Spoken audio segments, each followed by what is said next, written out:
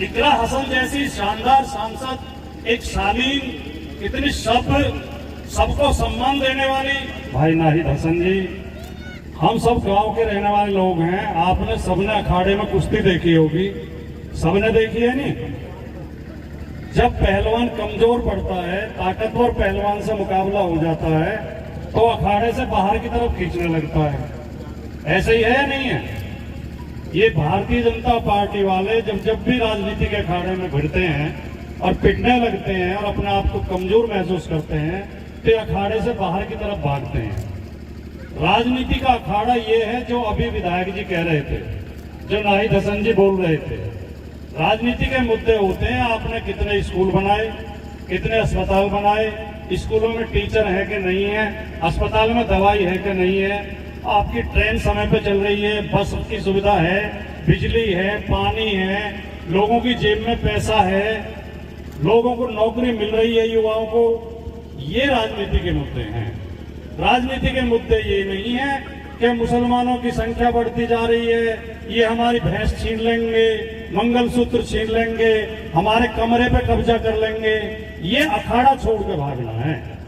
जब जब ये राजनीति के अखाड़े में घिरते हैं, समाजवादी पार्टी और दूसरी विरोधी पार्टी जो विपक्ष की पार्टी है, जब वो राजनीति के असली मुद्दों को उठाती हैं, जब हम बीजेपी से पूछते हैं कि आपने 69,000 शिक्षक भर्ती में पिछड़ी जातियों के साथ बेईमानी क्यों की, और केवल हम नहीं कह रहे, केंद्रीय पिछड़ा वर्ग आयोग की भी रिपोर्ट है और उत्तर प्रदेश हाईकोर्ट का भी फैसला है, तो इनके पास जवाब नहीं है। जब इनसे पूछा जाता है तो ये कहने लगते हैं कि फला मंदिर मस्जिद को खोदेंगे, फला मजार को खोदेंगे। क्यों खोदोगे भैया? बोले इसके नीचे हनुमान जी निकलेंगे और इसके नीचे शिव जी निकलेंगे। क्या ये राजनीति के मुद्दे हैं? क्या इन मुद्दों पर राजनीति होनी चाहिए? और झूठ इतना भयंकर बोलते हैं। एक दिन मैं योगी आदित्यनाथ जी का भाषण सुन रहा था, अभी महीने भर पहले, कह रहे थे सन 1100 में भारत में 60 करोड़ हिंदू थे और 1947 आते आते मात्र 30 करोड़ बचे। इतने हिंदू मार दिए गए। मैंने चेक किया और ये पाया, आप भी चेक कर लेना, कि सन 1100 में पूरी दुनिया की आबादी 40 करोड़ थी, पूरी दुनिया की, और भारत की आबादी मात्र 8.5 करोड़ थी। और वो कह रहे हैं कि सन 1100 में 60 करोड़ हिंदू थे भारत में। तो ऐसे झूठ बोलते हैं। जब भी हम राजनीति का मुद्दा उठाएंगे, जब भी हम बच्चों के रोजगार का मुद्दा उठाएंगे, जब भी हम भ्रष्टाचार का मुद्दा उठाएंगे, रिश्वतखोरी का मुद्दा उठाएंगे, कहेंगे हिंदू खतरे में है, सनातन खतरे में है। अरे जब मुसलमानों का राज था तब हिंदू खतरे में नहीं था, फिर अंग्रेजों का राज था तब हिंदू खतरे में नहीं था। कांग्रेस, समाजवादी पार्टी, बीएसपी सबने राज किया, हिंदू खतरे में नहीं था। कम्युनिस्ट पार्टी के शासन में भी केरल में और पश्चिम बंगाल में हिंदू खतरे में नहीं थे। जब से केंद्र में मोदी जी और यूपी में योगी जी आए, रोज हिंदू खतरे में है। तो खतरा तो तुमसे ये भैया, तुम पीछा छोड़ो, इस हिंदू को आगे बढ़ने दो। ये हिंदू को पीछे ले जा रहे हैं। ये हिंदू के हाथ से किताब और कलम छीन के उसके हाथ में त्रिशूल और तलवार देना चाहते हैं। ये हम लोगों को लड़ाना चाहते हैं। याद करो, आप सब पढ़े लिखे लोग बैठे हो, समझदार लोग बैठे हो, जब इन्होंने अयोध्या में मंदिर का मसला उठाया और वो फसाद करवाए, तो उस आंदोलन में सबसे आगे कौन थे? सबसे आगे थे विनय कटियार, कल्याण सिंह, उमा भारती, साक्षी महाराज। ये सारे पिछड़ी जाति के नेता हैं, सब पिछड़ी जाति के हैं। कोई पंडित जी, कोई ठाकुर साहब आगे नहीं थे उस लड़ाई में। और जैसे ही सरकार बनी, आंदोलन खत्म हुआ। आज पता नहीं है विनय कटियार किस पेड़ की चिड़िया है, आज पता नहीं है उमा भारती कहाँ है। कल्याण सिंह को तो इन्होंने इतना अपमानित किया था कि उन्हें पार्टी छोड़नी पड़ी थी, और ये सौगंध खाई थी मीडिया के सामने कि मैं बीजेपी को खत्म करने का काम करूंगा। तो इस षड्यंत्र को समझो, इस साजिश को समझो। ये जो आपके जिले में मुद्दा उठाया जा रहा है और हिंदू गुर्जर और मुस्लिम गुर्जर के बीच में तनाव पैदा किया जा रहा है, ये सोची समझी योजना के तहत है।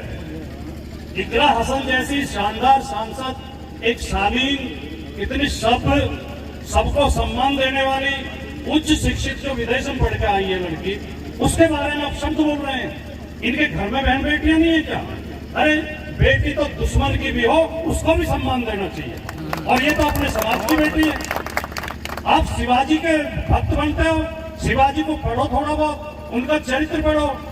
शिवाजी की और अफजल खान की जब लड़ाई हो रही थी तो अफजल खान हार गया था, उसकी सेना भाग गई थी, तो गौहर बानो को पकड़ के शिवाजी के सैनिक उनके सामने ले आए थे। वो बहुत सुंदर लड़की थी, तो शिवाजी ने हाथ जोड़ के प्रणाम किया था और ये कहा था कि मेरी माँ भी आपके जितनी सुंदर होती तो मैं भी सुंदर होता। उसको माँ और बहन जैसा सम्मान दिया था। तुम शिवाजी के और राम के, कृष्ण के फर्जी भक्त बनते हो।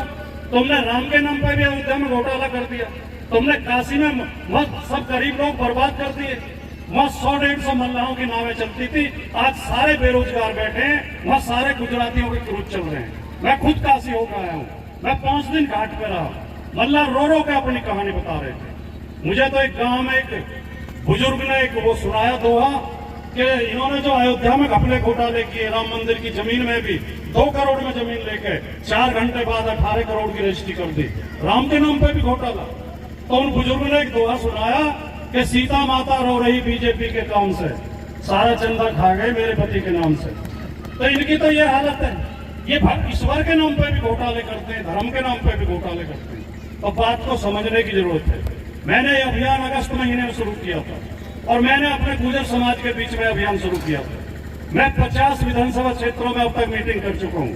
मैं फिरोजाबाद, आगरा, मथुरा, बुलंदशहर, गाजियाबाद, गढ़, हापुड़, मेरठ, मुजफ्फरनगर और अब सहारनपुर में 50 विधानसभाओं में मीटिंग करके आया हूँ और मैं उन्हें जागरूक करने का काम कर रहा था। लेकिन योगी जी इतने डरे कि 21 सितंबर को एक अध्यादेश जारी कर दिया, शासनादेश, कि किसी जाति के नाम से कोई सम्मेलन नहीं होगा।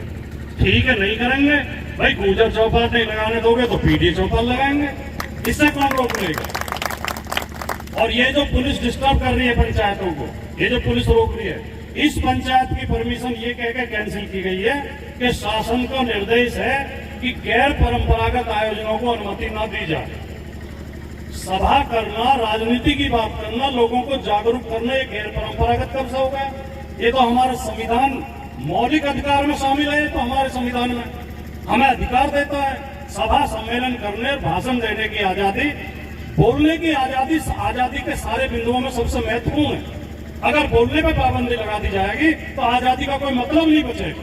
फिर तो वही तानाशाही का शासन हो जाएगा। फिर अंग्रेज शासन कैसे खराब था, फिर राजा महाराजाओं का शासन कैसे खराब था? क्योंकि तब बोलने की आजादी नहीं थी। तब जो राजा का आदेश होता था वही कानून होता था। राजा की मर्जी हुई तो हाथी दान में दे दिया और राजा की मर्जी हुई तो हाथी के पैर के नीचे कुचलवा दिया। कोई कानून नहीं था, कोई न्यायालय नहीं थे, कोई मीडिया नहीं था, कोई बोल नहीं सकता था। आज हमने लंबे संघर्ष के बाद और बहुत सारी कुर्बानियां देने के बाद ये आजादी हासिल की है और ये संविधान हासिल किया है। ये हमें किसी ने गिफ्ट में नहीं दिया है, हमने खून बहाया है इसके लिए। आज बीजेपी हमारी उस आजादी को खत्म करना चाहती है। इसलिए आप सबको खड़े होने की जरूरत है और आपको इस बीजेपी को हराने की जरूरत है। इस तानाशाही सरकार को हराने की जरूरत है। ये सरकार, योगी आदित्यनाथ कहते हैं जाति के नाम पर सम्मेलन नहीं होंगे। जो व्यक्ति हर चीज में जाति देखता है, जो नियुक्ति में जाति देखता है, ट्रांसफर पोस्टिंग में जाति देखता है, जो एसपी और डीएम बनाने में जाति देखता है, वोट बनाने में, वोट काटने में जाति देखता है, और तो छोड़ो पुलिस मुठभेड़ तक में जाति देखता है। जाति देख के तय होता है कि गोली पैर में लगेगी या गोली सिर में लगेगी। बुलडोजर चलाने में जाति देखता है। वो आदमी कह रहा है जाति के नाम पे, और मीडिया से तो कह रहे थे मुझे अपनी जाति पे गर्व है, मेरी जाति में भगवान पैदा हुए हैं। आपको अपनी जाति पे गर्व है तो क्या हमें गर्व करने का अधिकार नहीं है?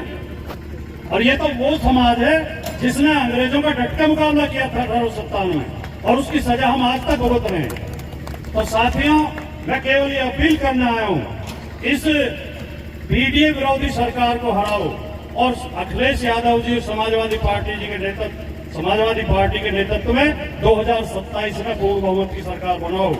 मैं एक गारंटी देकर जा रहा हूँ कि समाजवादी पार्टी की सरकार बनेगी तो आपको सम्मान भी मिलेगा, आपको हिस्सेदारी भी मिलेगी और आपको अधिकार भी मिलेगा। तो मैं, और एक बात और लोग कहते हैं, जो समझदार लोग और पत्रकार, वरिष्ठ पत्रकार और जो राजनीतिक समीक्षक हैं, वो हमें ये कहते हैं कि गुर्जर समाज में एक कमी ये है, गुर्जर समाज की ताकत इसलिए भी दिखाई नहीं देती कि ये एक तो भटके वोट देते हैं और चुपचाप वोट देते हैं। ये पता ही नहीं चलता किसको दे आए, तो जिसे दे के आते हैं वो भी ऐसा नहीं मानता। तो अब तक तय कर लो कि इकट्ठे होकर वोट देंगे, शोर मचा के देंगे, सबको दिखा के देंगे कि हम फला पार्टी को वोट देंगे। हम बीजेपी को हराने का काम करेंगे और समाजवादी पार्टी को लाने का काम करेंगे।